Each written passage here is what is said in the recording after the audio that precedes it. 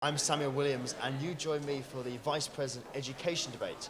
I'm joined here by Elliot Grater to my left. Good evening, Elliot. Good evening. And due to Elliot being uncontested, I'm also joined by the current Vice President for Education, Shruti Verma. Good evening, Shruti. How are you? I'm good, how are you? I'm not too bad. So we're going to divert the first question over to Elliot. What do you feel constitutes the ideal VP Education candidate? I think to be an ideal VP education candidate, you have to be more than who you've been at university so far. You can't just be a student from this department and this faculty. The role encompasses so many different societies, faculties, departments, degrees, that you have to be able to work as a group and as a whole and understand that most people are going to have very different opinions and have had very different experiences in education.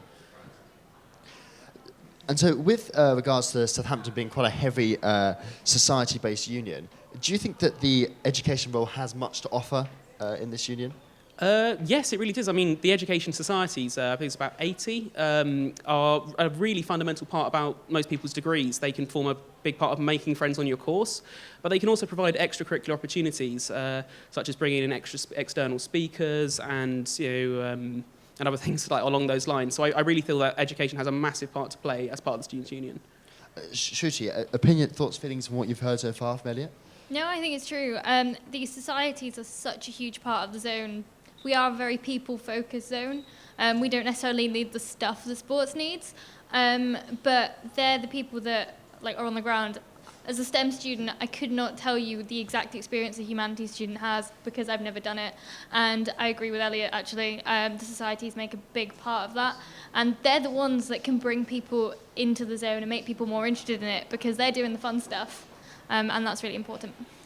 So, Elliot, back over to you. So, do you feel that the education zone is more a mouthpiece for the university rather than sort of improving conditions as the other zones perhaps do? I think it's actually almost the exact opposite. It's the mouthpiece for the students to the university. I feel the education zone is a fundamental part of the student experience as they are the conduit between student opinion, the union, and the university.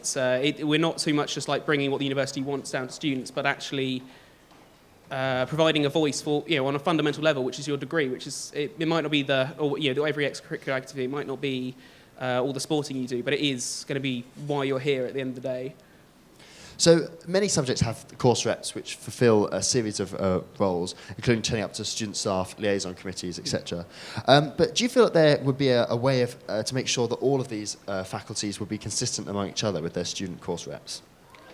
I mean, at the end of the day, it is very hard to maintain consistency across every faculty and every department, but the current system in place does do quite a good job of that. Every faculty has the faculty officer, every department has the academic president or the academic vice president in some cases, and then there are course reps at the fundamental level. To maintain consistency, I think it's really important to work directly with the academic presidents during the October election seasons for course reps, and also working with the course reps themselves. There's no point thinking just because you're the vice president of education, you don't need to talk to the course reps. They are still going to be the ones in the know, and Shruti said earlier she doesn't know what happens in every single faculty, and that's never going to happen. So in order to maintain consistency, it has to be fundamentally at the course rep level. Just out of interest for the voting students, what sort of experience do you have of that system? Are you well versed in the education course rep system? Yes, I was a course rep in my first year, and this year I've been the academic president, so I was a big part of getting the course reps for my course and working with them at the SSLCs and outside of those as well. Fantastic. So the library has been a bit of a contentious issue this year, as it is every year. The library is more and more being turned into a study space rather than a place to store books. How do you feel that we could sort of create more space in the university to work rather than sort of impinge on the library's main function? It is quite difficult. And I think the main thing is that there is quite a lot of study space out there, but it needs to be publicised better.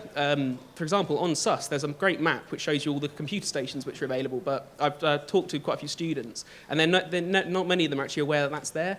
So it's never always the case. I mean, there could always be more workspace as we bring in more students who will need to increase that amount. But it's not always a case of then the workspace not being there, it's that it's not being publicised.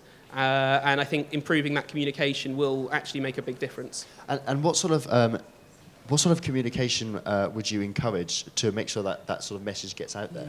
I think it has to be, again, done at both the society and the rep level. The reps are going to be the people who know what their students have been saying where they've been complaining about study space, whether that's at Highfield or any of the other satellite campuses. And so it has to be communicating between the SUSU, the reps, and then the students. Thank you very much. Sorry. Just going over to Shruti now. So same sort of question for you. How did you sort of increase awareness, or how have you managed, or what sort of difficulty you had about awareness of these sort of study spaces? One, talking to reps, really important. I put a blog out a couple of months ago, right before exams, peak season. That's got over 1,000 to 2,000 views on it. People are still looking at it. I looked today and another 5 people have looked at it. So that's just a start, but we need to be working with all the reps. I mean, you said that we had them in most. We actually have course reps in all courses on all year groups, and they are the gateway to the students in terms of us giving them information, but also us getting feedback as well. So back to you over Elliot. Earlier this year, the university stated that they would not be rolling out campus-wide online submission. Do you think that there is much that can be done from your position to change this? I think just because someone has said they're not going to do it doesn't mean we have to abandon a position on it. It's really important that if you truly fundamentally believe in something, and I do in the case of online submission, you can't just turn around and say, well, that's it. There's no reason that through continuing the debate, continuing looking for solutions, we couldn't have online submission.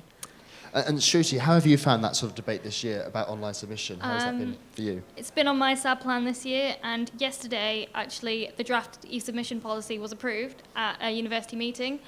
But again, it's slow work. A lot of the big changes that we want to implement is slow work, and what it needs is the drive from the students. So just because, even if they've said yes, it doesn't mean it's definitely going to happen, as we experienced this year when they promised it and then pulled it. So I've been working really hard this year to make sure it's still on their radar and they're doing something about it, which is why we have got this draft policy approved. There's so much more to be done because it's not looking like it's going to happen for this September, but we'll see what I can do. And I'm sure if Elliot wins, he'll do something about it as well. You mentioned sort of about the slow work, the slog. Is that something that you were prepared to when you came to the role, and something that other candidates should be aware of when they come into their sabbatical positions?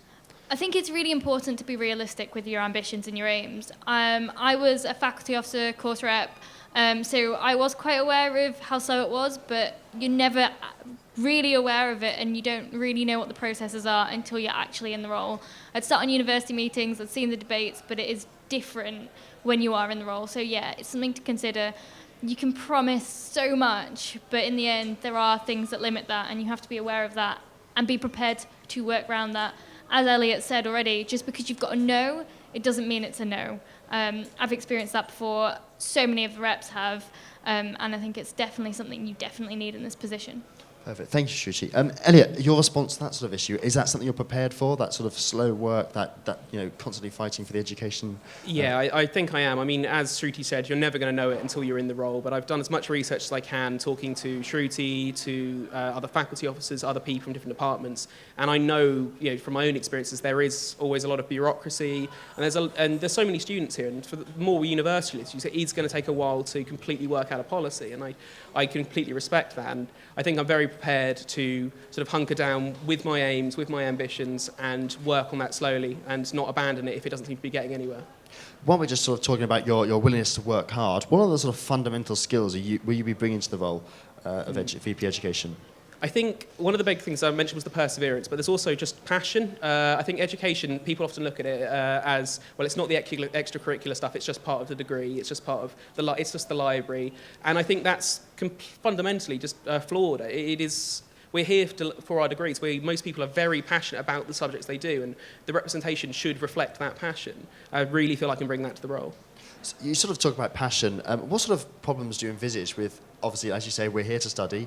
That's obviously going to cause all sorts of, people being incredibly enthusiastic about their degrees. What sort of problems can you envision that causing? How would you deal with those? Well, the problems of people being enthusiastic, I suppose it's the worry is that people are going to get bogged down, get worried about their degrees, and then lose that passion, you lose that drive. You see so many fresh-faced people come in, and after a year, they might be thinking, oh, do I need to go to this lecture? And I think what we need to do is work towards keeping that alive, keeping that spark alive. There's a reason why people chose Southampton. There's a reason why people chose the degree they're doing, and we need to make sure people are reminded of that constantly throughout their whole time here. Perfect. So, Shruti, just back over to you. So, how did you find that this year? Sort of talking about any problems that were encountered because of the nature of your position.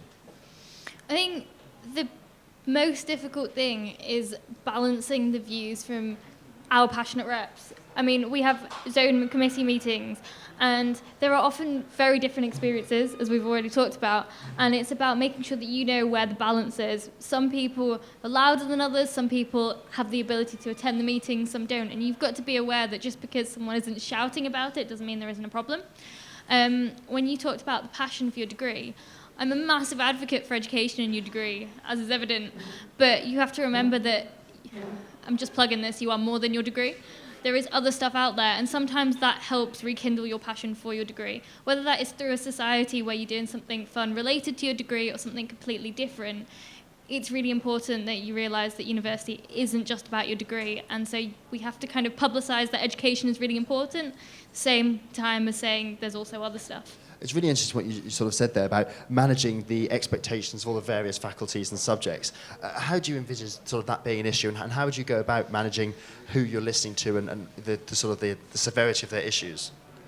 I think it has to come down to I think it can't always be who shouts the loudest. That doesn't necessarily mean they're the ones with the most issues and the most right to things. And I think having multiple platforms of communication, whether they be online, face-to-face, can let people who might be less enthusiastic about saying something directly to someone's face, allow them to also express that. I think, again, does come down to listening to the faculty officers, academic reps, and the course reps, because they are the people who are actually going to know the severity of each issue. And getting a broad opinion from all of the student body is really important. And so, obviously, you're coming from a humanities background. How would you ensure that you're not biased to your own faculty? Well, I've really tried to hopefully have reflected this in my manifesto, is to not choose issues directly related to my degree or my faculty in general. I've tried to look at where anyone has complained about something, and I've tried to expand upon that. Things like online submission are very prevalent in my department, yet I understand that's still a fundamental issue across the university. Thank you very much. So, Shruti, how did you ensure that you managed to go about that? I think when I was writing my manifesto, I spoke to as many people as possible. And you kind of have to step out of your role and kind of go and experience it. By that, I'm not saying go sit in everyone's lectures. Talk to people, get involved. And when you're in the role, like Elliot said, you have to go out to the people. You can't expect people to come and talk to you all the time because everyone else is busy. So, going to people is really important. Making sure that there are different ways of communicating with people. It's not just about, I'm sent an email, why didn't you check it? Or I've done it on the Facebook page. You need to give people time, give people a choice. I'm very much a person for lists and tables and colour-coded spreadsheets, so that's how I sort it out to make sure I've got a balance, but everyone has their own way.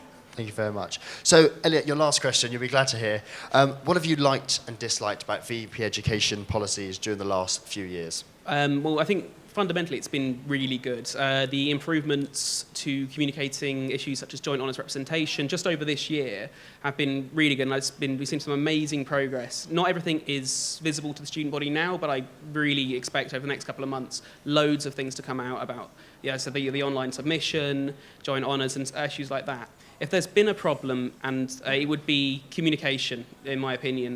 The facilities have often been there, but people haven't always been aware of them. The SUSU website education, I think, is really poor and could really use improvements. And I know this is a problem that's been recognised. This isn't like something I'm saying which I think is radical, but I think really striving to improve that is a key aim. Perfect. Yeah. Thank you very much, Elliot. Well, thank you very much, Elliot, for joining me. Thank you very much, Shruti. I've been Samuel Williams. We're now going to head back over to Serge, and they'll be doing some discussion about this debate. Thank you to my the current president and the candidates, and heading straight back over to Serge.